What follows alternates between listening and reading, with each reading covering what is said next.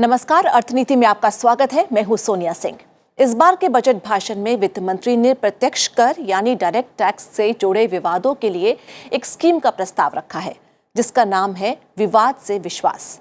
इस स्कीम को काफी अहम माना जा रहा है, खासकर तब जबकि देश की विभिन्न अदालतों में प्रत्यक्ष कर से जुड़े करीब 4,83,000 मामले लंबित हैं। इस स्कीम की मुख्य बातें कुछ इस तरह से हैं। अगर 31 मार्च 2020 तक कोई व्यक्ति इस स्कीम का फायदा उठाता है तो उसे सिर्फ विवादित कर की राशि ही जमा करनी पड़ेगी, यानी उस पर लगी पेनल्टी और ब्याज को माफ कर दिया जाएगा। 31 मार्च 2020 के बाद इस स्कीम का फायदा उठाने वाले व्यक्तियों को विवादित कर की राशि के साथ विवादित कर की राशि का 10% और देना पड़ेगा। ये स्कीम 30 जून 2020 तक ही जारी रहेगी। इस स्कीम के बारे में विस्तार से चर्चा करेंगे आज की अर्थनीति में।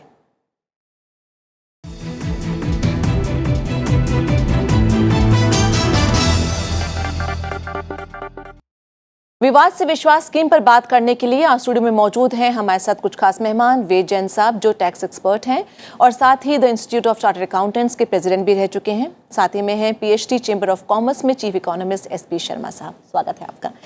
जैन साहब, आप जरा बताएं कि किन लोगों को फायदा होगा, कितने लाख करोड़ अभी इस समय लिटिगेशन में फंसे हुए हैं? देखिए, ये जो स्कीम है ये एक सेकंड फेज है जो लास्ट ईयर स्कीम आई थी इनडायरेक्ट टैक्सेस पे, सबका साथ सबका विश्वास। सरकार का ऐसा मानना है कि हमें लिटिगेशन को कम करना चाहिए, जितने विवाद हैं उसके ऊपर एक अंकुश लगा के बंद किया जाए। इससे देश की अर्थव्यवस्था पे असर पड़ता है, इससे हमारे जुडिशियल सिस्टम पे फ़र्क पड़ता है, हमारी इंडस्ट्री और जो टैक्स पेयर हैं उनकी एफिशिएंसी पे फ़र्क पड़ता है, विवाद बढ़ते हैं। तो उसी बात को ध्यान में रखते हुए इस बजट में वित्त मंत्री जी ने घोषणा की कि हम एक स्कीम लेकर आ रहे हैं जिसके अंदर आप अगर 30 जितना आपका टैक्स बनता है वो अगर आप जमा करा देंगे तो हम आपका वो विवाद को ख़त्म कर सकते हैं। तो उसकी अभी पार्लियामेंट में बिल इंट्रोड्यूस किया गया, 2 दिन पहले वित्त मंत्री जी ने किया, और उसमें उन्होंने से एक बहुत सिंपल सी स्कीम दी है कि जिसकी भी कोई लिटिगेशन, कोई डिस्प्यूट किसी भी फॉरम पे पेंडिंग है 31 जनवरी 2020 को, वो चाहे आपका कमिश्नर अपील के पास हो, चाहे वो आपका इनकम टैक्स अपीलेट ट्रिब्यूनल के पास हो, चाहे वो आपका हाई कोर्ट में हो, चाहे सुप्रीम कोर्ट में हो, कोई रिट पटिशन हो, कोई आर्बिट्रेशन चल रहा हो, कहीं रिकन्सिलिएशन का इशू चल रहा हो, उसके बारे में डिस्प्यूट चल रहा है, तो आप उसको सेटल कर सकते हैं। बहुत सिंपल फार्मूला दिया कि जो आपका उसके ऊपर टैक्स बनता है वो आप जमा करा दीजिए, आपका उसके ऊपर इंटरेस्ट, आपकी पेनल्टी और जो कोई और प्रोसिक्यूशन के मैटर्स हैं वो सब खत्म हो जाएंगे। कोशिश की जा रही है कि 31 मार्च से पहले ये विवाद सेटल हो जाए और वो उसके पहले आप टैक्स जमा करा दें, तो सिर्फ इतना होगा जी। लोगों को ये इनक्रेज करने के लिए कि वो जल्दी से जल्दी आएँ, तो उसमें एक प्रावधान और किया गया कि जो 31 मार्च तक जमा नहीं कराएंगे और शायद 30 जून तक का 3 महीने का टाइम और मिलेगा, उसमें उनको 10% एक्स्ट्रा देना पड़ेगा। यानी कि अगर आपका टैक्स जो बनता है, आपने कोई 1 करोड़ रुपये का डिस्प्यूट है जिसके ऊपर अगर मैं 30% टैक्स मानूँ तो 30 लाख जमा कराना है, तो अगर 31 मार्च तक नहीं कराएंगे तो 33 लाख जमा कराना पड़ेगा। एक प्रावधान ऐसा है कि कुछ डिस्प्यूट ऐसे हो सकते हैं जिसको इनकम से डिस्प्यूट नहीं हो, टैक्स से डिस्प्यूट नहीं हो, जिसका सिर्फ इंटरेस्ट पे डिस्प्यूट हो सकता है, कोई पेनल्टी पे डिस्प्यूट हो सकता है, कोई और फीस लगती है उस पर डिस्प्यूट होता है। अगर उसको सेटल करना चाह रहे हैं तो 25% आपको सिर्फ जमा कराना पड़ेगा। कोई ऐसी पेनल्टी लगी है जैसे आपने कोई कैश एक्सेप्ट कर लिया किसी से, उसके ऊपर 100% पेनल्टी लगती है। कोई 10 लाख एक्सेप्ट किया तो 10 लाख की पेनल्टी लगी है। तो सरकार का कहना है कि आप 2,50,000 जमा करा दीजिए 31 मार्च तक, तो हम आपको उसको कर देंगे। और एक सिंपल बड़ी अर्थमेटिक लगाई है कि जो इशू अपील के अंदर डिस्प्यूट किया जा रहा है उसी अमाउंट का आपसे टैक्स लेना है। तो फार्मूला बहुत सिंपल है कि जो आपकी इनकम असेस हुई, आपकी वहाँ पर हुई, और जो आपका आज की डेट में टैक्स बनता है उस विवादित क्षेत्र को निकाल के घटा के वो जमा आपको कराना है। तो लेकिन ये अपील दोनों साइड से हो सकती है। ऐसा नहीं कि सिर्फ आपका विवाद चल रहा हो, सरकार का विवाद भी हो सकता है। आपको नीचे फॉरम पे कोई छूट मिल गई, आपने कमिश्नर अपील से कोई अपील की, वहाँ पर आपका टैक्स छूट गया, लेकिन सरकार उसके अगेंस्ट अपील में आई हुई है ट्रिब्यूनल में या हाई कोर्ट में, तो वो अमाउंट भी इंक्लूड करना पड़ेगा। मेरा यह मानना है बहुत सिंपल, बहुत अच्छी स्कीम आई है सिस्टम को डीक्लॉग करने की।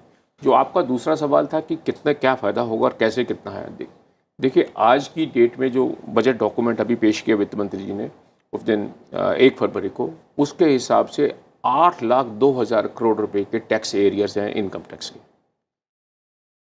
अब ये मानिए 8,02,000 करोड़ के बहुत बड़े अपने आप में एरियर हैं। ऐसा अनुमान है कि लगभग 5 लाख के अपील्स इधर उधर पेंडिंग है। तो आप लगाइए कितनी देश का अमाउंट और कितना एफिशिएंसी, कोर्ट, वकील, जो टैक्स पेयर, सरकार की तरफ से कितना वर्किंग हो रही है। और ये स्कीम को कामयाब करने के लिए सरकार ने ये इसको कहा कि सिस्टम को निकाल दें। मैं इसके बारे में थोड़ा ज़्यादा उत्साहित इसलिए हूँ कि जो सबका साथ सबका विश्वास सर्विस टैक्स और एक्साइज के बारे में सरकार ने पिछले साल निकाली थी, वो जुलाई 2019 से आई थी और दिसंबर 19 तक चली थी। क्या आपको अनुमान लगा सकते हैं कि कितने लोगों ने उसका फ़ायदा उठाया और कितना बेनिफिट आया? सरकार को लगभग 40,000 करोड़ रुपए की कलेक्शन हुई और ये उसके विपरीत है, जबकि टोटल टैक्स इन एरिया उस समय उस स्कीम के अंदर लगभग 1,53,000 करोड़ थे। अब 1,53,000 करोड़ में 40,000 करोड़ आ गए, तो मैं समझता हूँ रफली 30% की कलेक्शन आ गई है। अगर मैं आज की डेट में 8 लाख करोड़ के जो एरियर हैं सरकार के और उसमें मैं 30% की कलेक्शन इनकम, मुझे ऐसा लगता है कि इनकम टैक्स में कलेक्शन ज़्यादा आनी चाहिए, क्योंकि सर्विस टैक्स और जीएसटी के और वो जो इशू थे, वो एक्साइज के इशू ऐसे थे जो पुराने कुछ दूसरे टाइप के थे, लेकिन इनकम टैक्स के बहुत ज़्यादा इशूज होते हैं। अगर 8 लाख पे अगर करोड़ पे 30% का मान के चलूँ तो 2,40,000 करोड़ रुपए का अनुमान से पे आना चाहिए। उसमें थोड़े से इश्यूज हैं जो आगे आपको सरकार को शायद थोड़े क्लैरिफाई करने पड़ेंगे कि कुछ, क्योंकि सबका साथ सबके विश्वास स्कीम में तो कुछ बेनिफिट और ज़्यादा थे, तो वो भी देखने पड़ेंगे। चलिए उन इश्यूज पे भी बात करेंगे। शर्मा जी, क्या लग रहा है कि इंडस्ट्री किस तरह से ले रही है इसको, क्योंकि यहाँ पर कॉर्पोरेट टैक्स की भी बात है और साथ में इनकम टैक्स जो पर्सनल इनकम टैक्स है उसकी भी बात है। जी बिल्कुल, जैसे वेद जी ने बताया कि ये सिंप्लीफिकेशन के लिए है, खासकर ये लिटिगेशन कम करने के लिए या फिर ख़त्म करने के लिए, और जिसका कि जैसे ईज़ ऑफ डूइंग बिजनेस में हम काफ़ी रिफॉर्म्स कर चुके हैं, काफ़ी इम्प्रूवमेंट भी की है। 144 से हम 63 पे आ चुके हैं। और उसी में एक ईज़ ऑफ पेइंग टैक्सेस, एक ऐसे पैरामीटर्स हैं जो जितना ज़्यादा इम्प्रूव होते चले जाएंगे तो हमारी जो रैंकिंग है और ज़्यादा इम्प्रूव होगी, लोगों के लिए सुविधा होगी, सरकार के लिए सुविधा होगी, और ये दोनों के लिए विन विन सिचुएशन है। खासकर यहाँ पे मैं बताना चाहूँगा कि जो हमारा टैक्स बेस है वो बहुत कम है। अगर हम दूसरे इकोनॉमी से कंपेयर करें, हमारा कोई लगभग 17% के आसपास है जो टैक्स टू जीडीपी रेशो है, अगर हम सेंटर और स्टेट को मिला लें। लेकिन दूसरे देशों में अगर हम इमर्जिंग मार्केट इकोनॉमीज़ का रेशो देखें तो 22% है, जो लगभग के हमारा जो उसमें डिसएडवांटेज है वो 5% के आसपास का डिसएडवांटेज है। और अगर हम देश का जीडीपी, जो नॉमिनल जीडीपी है, उसको 224 लाख करोड़ मान के चलते हैं तो लगभग ये बन जाता है 11-12 लाख करोड़ रुपया बन जाता है, जो कि काफ़ी बड़ी रकम है। अगर हमारा सिंप्लीफिकेशन ऑफ टैक्सेशन रहे, ईज़ ऑफ डूइंग बिजनेस रहे और जो लिटिगेशंस कम से कम हो, और जो ये स्कीम है जैसे विवाद से विश्वास की स्कीम जो है, तो ऐसी स्कीम्स इस चीज़ को और प्रमोट करें तो टैक्स बेस बढ़ सकता है। टैक्स बेस बढ़ेगा तो टैक्स कलेक्शन ज़्यादा होगी, देश को फ़ायदा होगा, फिस्कल डेफिसिट कम होगा। तो हम समझते हैं कि बहुत अच्छी स्कीम है और इसको हम सराहनीय, मतलब जो वित्त मंत्री जी ने ये कदम उठाया है बहुत अच्छा है। इसी आने वाले टाइम में जैसे वेद जी ने बताया कि इतने लाख करोड़ का 2,40,000 करोड़ का फ़ायदा हो सकता है। अगर हम 30% भी मान के चलें कि जो इसका जो मटेरियल वे में अगर देखें कि इसका कितना अनुमान हम देख सकते हैं कि कितना फ़ायदा हो सकता है, बहुत बड़ी रकम है जिससे कि देश को काफ़ी अच्छा फ़ायदा होगा। और आने वाले टाइम में हम समझते हैं कि ऐसी सिंप्लीफिकेशंस जो खासकर जो टैक्सेशन में, क्योंकि ज़्यादातर लोग कई बार इसलिए भी टैक्स नहीं दे पाते क्योंकि उनका जो टीडीएस प्रोसेसेस है कई बार उनको समझ में नहीं आता, या उसमें कई बार विवाद में आ जाते हैं, या सरकार की तरफ से, या फिर वो अपने आप ही कई बार ऐसे कुछ कदम उठा लेते हैं जो कि कई बार वो एक्सेप्टेबल नहीं होते। तो उस चीज़ को, उस सारे विवाद को ख़त्म करने के लिए अगर ऐसी एक स्कीम्स आएंगी जो कि एक कंसोलिडेटेड स्कीम्स हैं, जो कि एक समय पे एक ही बार में सब जो विवाद है उसको ख़त्म करने के लिए हैं, ये बहुत ही सराहनीय है। और इससे एक तो सरकार का एक्सपेंडिचर भी बचेगा, क्योंकि ये ज़रूरी नहीं है कि इससे जो टैक्स पेयर है उसी को नुकसान होता है, सरकार को भी इसमें बहुत सारा एफर्ट करना पड़ता है, बहुत सारा एक्सपेंडिचर होता है, और बहुत सारे जो लिटिगेशन के मामलों को सुलझाने के लिए एक बहुत ही टीडियस प्रोसेस रहता है, सरकार दूसरे कामों में उलझी रहती है। तो इसके लिए उस सरलता के लिए ये काफ़ी अच्छा कदम है और इंडस्ट्री इसकी सराहना करती है। जी, जैसे कि शर्मा जी ने भी एक बात उठाई कि जो छोटी छोटी गलतियां या तकनीकी कारणों से प्रॉब्लम्स हो जाती हैं, कई बार आप जब इनकम टैक्स रिटर्न फाइल करते हो, डायरेक्ट टैक्स से जुड़े जो मामले हैं, क्या वो भी इसमें सब शामिल होंगे? नहीं, इसमें सभी तरह के मामले शामिल होंगे। जो सरकार ने अभी स्कीम बिल पेश किया है उसमें सरकार ने सभी कुछ कैटेगरी है जिनको उन्होंने एक्सक्लूड किया है। और जो एक्सक्लूड किया गया है वो मेन कैटेगरी है जिसके अंदर सरकार ने सर्च, जैसे हम कहते हैं ना, सर्च या सीजर का केस किया हुआ है, और वो असेसमेंट के जो डिस्प्यूट हैं उनको कवर नहीं किया बाय एंड लार्ज। कुछ केस है जहाँ पे सरकार ने प्रोसिक्यूशन लॉन्च कर दिया है, तो उन केसेस को बाहर कर दिया है। एक जिनका पैसा विदेशों में बैंकों में पैसे के जो डिस्प्यूट्स हैं उसमें सरकार कहती है कि वो ऑफेंस बहुत सीरियस है, हम उसको छूट नहीं दे पाएंगे, उनको कर दिया है। विदेशों से कुछ इन्फॉर्मेशन आती है जो ट्रीटी के अंदर आती है, वो भी वही पैसे जो बाहर से आती हैं उनके बारे में आया है। कुछ ऐसे भी केसेज हैं जहाँ पे कि डिस्प्यूट बढ़ने की तैयारी है और एक नया इशू आने की तैयारी है, तो सरकार नहीं चाहती वो इशू बंद करे, जिसे हम कहते हैं एनहांसमेंट के नोटिस देने के बारे में। कुछ केसेस में सरकार ने कुछ लोगों को आइडेंटिफाई किया कि उन लोगों को छूट नहीं मिलनी चाहिए। एक वो जिनके खौफे पोसा के फॉरेन एक्सचेंज के बारे में कन्फिस्केशन के जो केसेस चल रहे हैं प्रोसिक्यूशन के, वो उनको बाहर कर दिया है। जो PMLA में केसेस हैं, जो प्रिवेंशन ऑफ करप्शन एक्ट के केसेस हैं, बेनामी के कुछ जिनके हैं, उन केसेस को सरकार ने इसमें से दायरे से बाहर रखने की कोशिश की है, ये मानते हुए कि ये सीरियस ऑफेंसेस हैं, तो इन लोगों को इसमें स्कीम में आके इनका फ़ायदा नहीं होना चाहिए। लेकिन मेरा ऐसा मानना है कि कुछ और केसेस को भी सरकार को इसके अंदर लेके आने की ज़रूरत है जी। देखिए, जब हम विवाद खत्म करने की कोशिश करते हैं तो विवाद तो किसी भी बात पे हो सकता है, और विवाद के समय ये आइडेंटिफाई करना बड़ा मुश्किल होता है कि विवाद में कौन गलत है और कौन ठीक है, किस लिए। तो स्कीम को, जैसे मैंने कहा, सर्विस टैक्स में और एक्साइज में लेकर आए थे, वो एक बहुत वाइड एंड स्कोप बहुत वाइड था। तो जिसका भी आज की डेट में कहीं भी किसी स्टेज पे लिटिगेशन है, वो किसी भी तरह का लिटिगेशन है, वो सबको लेके आना चाहिए था। सेकेंडली, जो विवाद आज की डेट में, अगर मैं स्कीम को जब देखता हूँ तो उन्होंने कट ऑफ डेट लगाई है जिसकी अपील 31 जनवरी को पेंडिंग होनी चाहिए।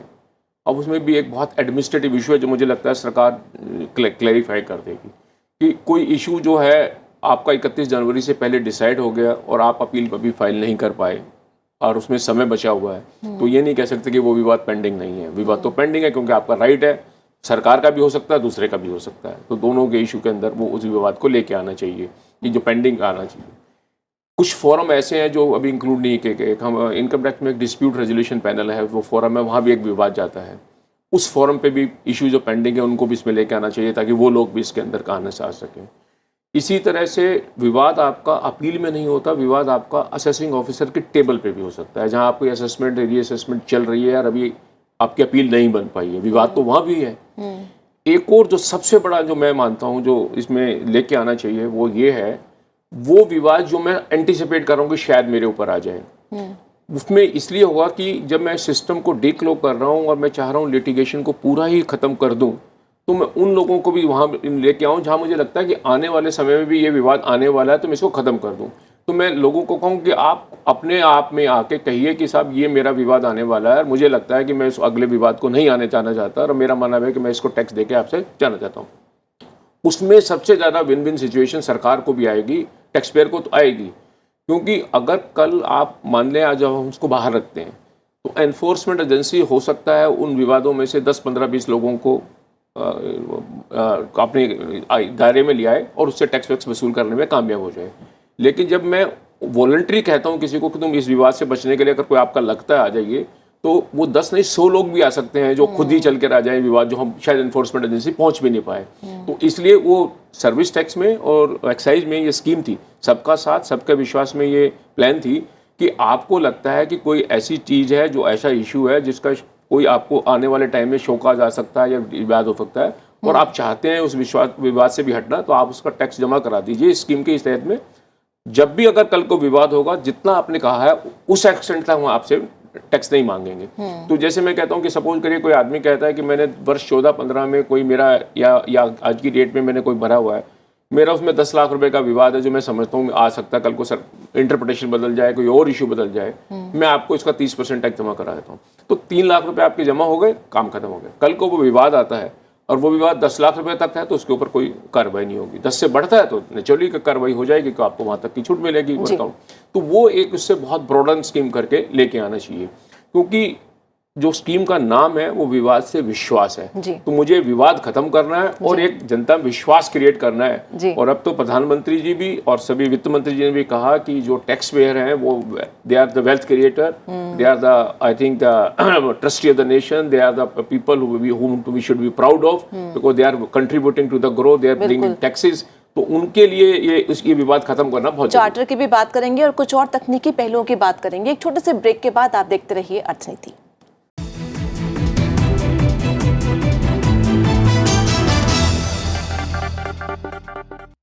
मुकदमों का बोझ कम करने और करदाताओं की दिक्कतों को दूर करने के लिए विवाद से विश्वास स्कीम आई है। इसी पर आज हम कर रहे हैं चर्चा अर्थनीति में। शर्मा जी, ये बताएं कि जो ये विंडो दी गई है 31 मार्च 2020 तक की, और इसके वर्सेस अगर हम मुकदमेबाजी देखें या हाई इंटरेस्ट बर्डन देखें, तो क्या लगता है कि लोग हाथों हाथ लेंगे इस स्कीम को?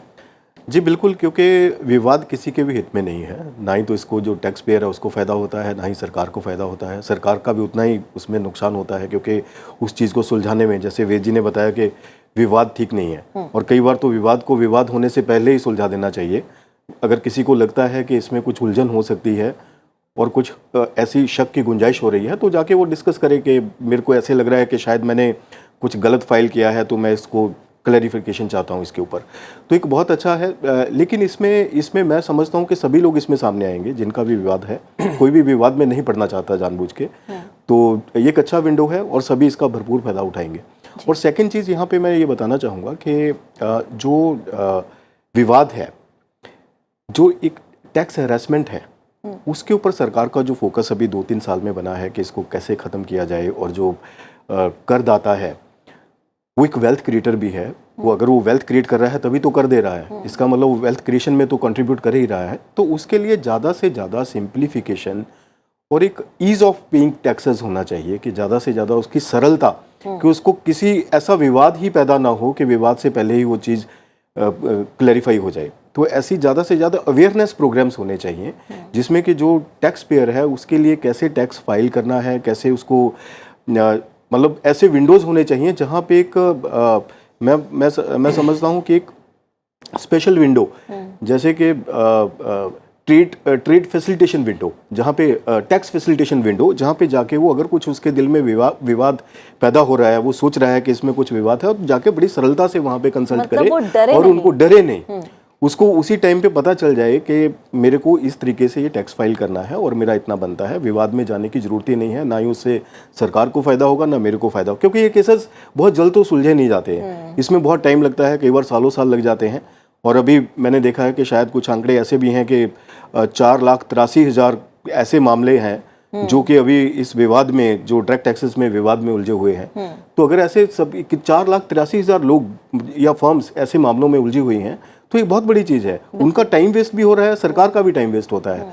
तो एक टाइम सेविंग के लिए, और क्योंकि we have to become end of the day fastest moving economy once again, तो हमें टाइम बचाना है और आगे प्रोग्रेस की तरफ ध्यान देना है। तो मैं समझता हूँ कि बहुत अच्छा, जो जैसे वेद जी ने बताया कि इससे कितना फ़ायदा होगा, कितना हमें टैक्स कलेक्शन, अगर हम उसको 30% भी मान के चलें तो 2,40,000 करोड़ एक बहुत बड़ी रकम है, जो कि देश के जो इंफ्रास्ट्रक्चर डेवलपमेंट है उसमें बहुत अच्छे से कंट्रीब्यूट कर सकते हैं, और सरकार का जो रेवेन्यू कलेक्शन है बहुत इंक्रीज होगा। जी, टाइम एंड कॉस्ट बचेगा, जैसे कि शर्मा जी बता रहे हैं। डीमोनेटाइजेशन, नोटबंदी के समय के जो केसेस हैं, क्या वो भी इसमें शामिल होंगे? उसमें कहा गया था कि हालांकि ऑपरेशन क्लीन भी चलाया गया था उसके बाद, और जैसे हमने देखा था कि करीब 23.5 लाख रुपए, 23 लाख हुई डिपॉजिट से, जहाँ पर बहुत ज़्यादा डिपॉजिट किया गया था, उनमें से कईयों ने ई रिटर्न फाइल की थी। लेकिन कुछ अभी भी केस ऐसे हैं जहाँ पर नोटिस दिए हुए हैं, लेकिन अभी तक वहाँ पे आंसर्स नहीं आए। क्या वो वाले भी हो सकते हैं इसमें? हाँ, देखिए, डीमोनेटाइजेशन का जो केसेज हैं वो सारे स्कीम में लगभग कवर हो रहे हैं। उसका कारण ये है कि डीमोनेटाइजेशन 8 नवंबर 2016 को हुआ, और वो वर्ष 16-17 फाइनेंशियल ईयर 17-18 उन सब की असेसमेंटें अब 31 दिसंबर को हो गई हैं, और उनकी जो डिस्प्यूट है, विवाद है, वो आज की डेट में CIT अपील की टेबल पर लग गए हैं। तो क्योंकि वो अपील 31 जनवरी को पेंडिंग है, तो मेरा ऐसा मानना है कि लगभग वो सारे विवाद कवर हो गए हैं, एक्सेप्ट वो केसेस होंगे जिनके की एक्सटेंडेड पीरियड होता है असेसिंग ऑफिसर के पास, जो ट्रांसफर प्राइसिंग के अंदर 1 साल फालतू मिलता है। कुछ ऐसे केसेज है जिसमें टैक्स स्पेशल ऑडिट हो जाता है, कुछ प्रोविजन के अंदर पीरियड एक्सटेंड होता है, बाकी सारे कवर हो जाएंगे। उसमें 2 सवाल चिंता की बात में आएंगे, क्योंकि आज की डेट का कानून उसमें ये कहता है कि उसके ऊपर टैक्स 78% लगता है, क्योंकि वो 2016 में जब अमेंडमेंट की थी वो 60% टैक्स और 25% सरचार्ज और 78% लगता है। तो उस केसेस में अभी भी, क्योंकि वो अमाउंट बहुत हाई हो गया 78%, तो ये अपने आप में एक छोटा चैलेंज आएगा कि वो कितने लोग इस स्कीम के अंदर आप आना चाहेंगे आ पाएंगे, क्योंकि रेट बहुत 78% का बहुत बड़ा हो गया। अब कहीं ना कहीं इसके बारे में थोड़ा सा वर्कआउट करना चाहिए था। मेरा ऐसा मानना है, जब हम विवाद की बात करते हैं तो हमें 2-3 बातें बड़ी बैकग्राउंड में ध्यान में रखनी है। कभी कभी ये लगता है कि भाई ये स्कीम क्यों आए, क्या बेनिफिट आए, लेकिन एक बात मान के चलना पड़ेगा कि देखिए टैक्स लॉ कॉम्प्लेक्स है, और जो आप आज एक इंटरप्रिटेशन लेते हैं, जो आप सोच बनाते हैं, तो ये सोच के बनाते हैं कि मेरी तरफ से ये प्लानिंग बनती है, ये मेरी ठीक है। ओवर ए पीरियड जैसे आप जजमेंट आते हैं, जैसे जैसे सरकार के कोई सर्कुलर आते हैं या सरकार का विचार आता है, तो आपको पता लगता है कि शायद मैंने जो प्लानिंग की थी या जो मैंने सोचा था, जो मैंने इंटरप्रिटेशन लगाया था, शायद वो ठीक नहीं निकले या गलत, इसमें डिस्प्यूट हो जाए। तो उस डिस्प्यूट को सेटल करने के लिए अगर मैं वॉलंटरी सामने आना चाहता हूँ कि साहब जब आपने ये स्कीम दी है, मैं विवाद में नहीं जाना चाहता हूँ, उन लोगों को लेके आना चाहिए। तो जैसे मैंने पहले कहा था कि जैसे ये जितने केस हैं, जैसे सपोज करिए डिमोनेटाइजेशन का केस है, अब वो केस आज की डेट में सेटल नहीं हुआ, अपील में भी नहीं आया और रेगुलेटेबल में है। मुझे लगता है कि भाई जैसे आज की डेट में इंटरप्रिटेशन आ रही है, इस पर टैक्स लगेगा मेरा या डिस्प्यूट हो सकता है, तो मैं चाहता हूँ कि मैं करना चाहूँ, तो मुझे इस स्कीम के अंदर मैं ये क्यों ना मौका दूं कि मैं वो डिस्प्यूट जो मेरी ये कोई टेबल पे है, मैं जाकर खुद कहूँ कि साहब ये मेरा डिक्लेरेशन ले लीजिए, मैंने ये किया हुआ है, लेकिन मैं इसका डिस्प्यूट नहीं करना, विवाद नहीं करना चाह रहा, आप मुझे टैक्स ले लीजिए, तो वो बहुत अच्छा होगा। ऐसे केसेस वॉलंटरी आएंगे तो ज़्यादा आएंगे, अनफोर्समेंट में हम ढूंढ लेंगे बाद में कोई डाटा माइनिंग करके, तो वो इतने केस नहीं ढूंढ पाएंगे जितना वॉलंटरी में आ जाएंगे। तो वो मेरा कहना है कि उसको लेके आने की सख्त जरूरत है। यानी कि जैसे जैन साहब कह रहे हैं कि विन विन सिचुएशन हो सकती है क्या ये, न सिर्फ सरकार के लिए, टैक्स पेयर के लिए भी, कॉर्पोरेट्स के लिए भी और जुडिशियल सिस्टम के लिए भी? जी बिल्कुल, ये सभी के लिए विन विन सिचुएशन है, और खास करके ये कनेक्ट ऑफ रिफॉर्म्स है। जैसे मैक्रो लेवल पे हम देखते हैं कि हमने बहुत अच्छे से इम्प्रूव किया है, लेकिन ये माइक्रो लेवल रिफॉर्म्स जो कि ग्राउंड टचिंग रिफॉर्म्स हैं, जो टैक्स पेयर्स के लिए या फिर और जो मामले हैं उनके लिए, खाली हमें नंबर्स में इम्प्रूव नहीं करना है, हमें ग्राउंड लेवल पे उनका इफेक्ट भी दिखाना है, जो कि सरकार ने अभी विवाद से विश्वास की स्कीम लाके दिखाएंगे अभी, जो हम समझते हैं कि बहुत ही सक्सेसफुल स्कीम रहेगी। लेकिन इसमें एक चीज़ और है कि इसका जो कनेक्ट है वो स्टेट्स के साथ भी, जैसे सेंट्रल गवर्नमेंट कोई भी पॉलिसी अनाउंस करते हैं तो स्टेट के साथ उसका कनेक्ट होना चाहिए, उसकी अवेयरनेस ज़्यादा से ज़्यादा ग्राउंड लेवल तक जानी चाहिए, लोगों को पता होना चाहिए कि ऐसी स्कीम सिस्टम में आई है और उसका हम कैसे फ़ायदा उठा सकते हैं, कैसे उस चीज़ में हम सम्मिलित होकर जो सरकार का ऑब्जेक्टिव है उसको एक भरपूर प्रयास करके उसको एक अच्छी दिशा दे सकते हैं। तो इसकी ज़्यादा से ज़्यादा अवेयरनेस ग्राउंड लेवल तक जानी चाहिए, ये खास करके क्योंकि हमारे देश में खासकर अवेयरनेस की बहुत प्रॉब्लम रहती है।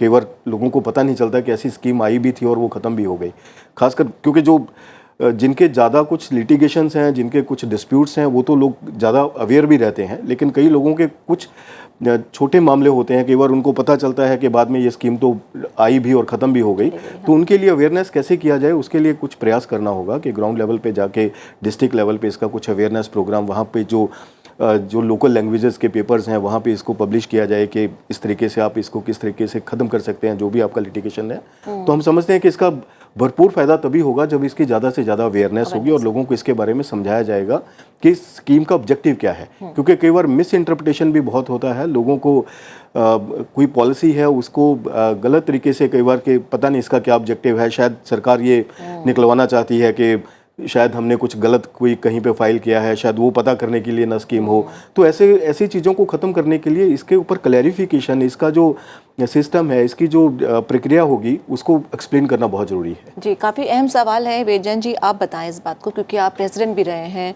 चार्टर्ड अकाउंटेंट एसोसिएशंस के। तो जब भी कभी टैक्स देने की बात आती है, सबसे पहले सीए को फ़ोन जाता है।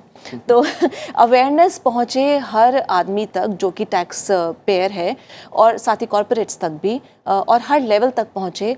आपको क्या लगता है कितनी वाकई में ये इशू होता है, लोगों को पता नहीं होती है ये चीज़? और इस स्कीम के लिए खासकर जहाँ पे आप बोल रहे हैं कि विवाद से विश्वास, तो ये किसी को टेंशन नहीं हो कि भाई आज मैं क्लियरली बता दूंगा अपनी सब बातें, या मुझे कहीं दोबारा ये बूमरैंग ना कर जाएं चीज़ें।